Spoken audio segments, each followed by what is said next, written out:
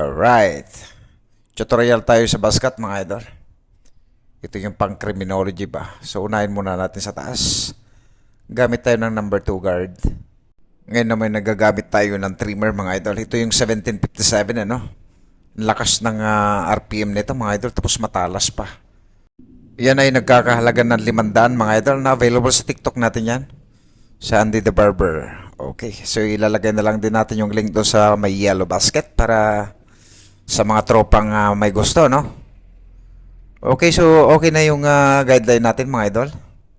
Gamit tayo ng number 1 guard. Gamit itong 2296 natin na clipper, Kimi.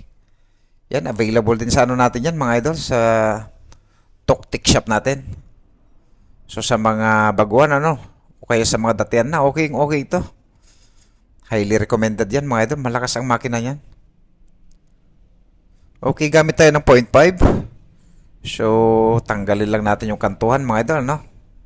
Blending na din. Yun. Gamit itong magic clip.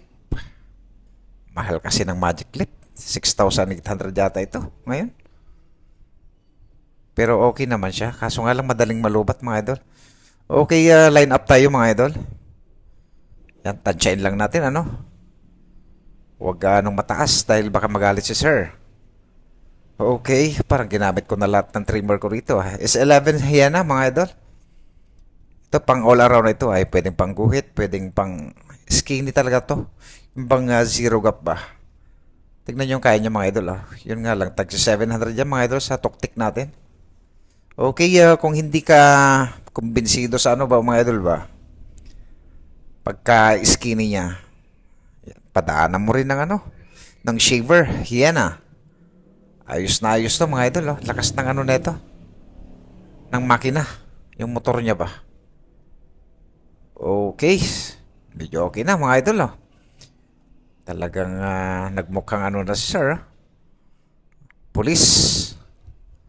Okay, shout out yung sa mga tropa natin dyan sa Petron Gulang-Gulang. Okay. Ayan, tanggalin lang natin yung mga ano mga idol. Dahil baka magalit si sir ba. Ayun Gandang igupit to sa mga ano, mga pulis. Done na tayo mga idol. Sana ay nagustuhan nyo tong video ito. Pa-share na lang mga idol para ano, para sa mga tropa nating baguhan ba.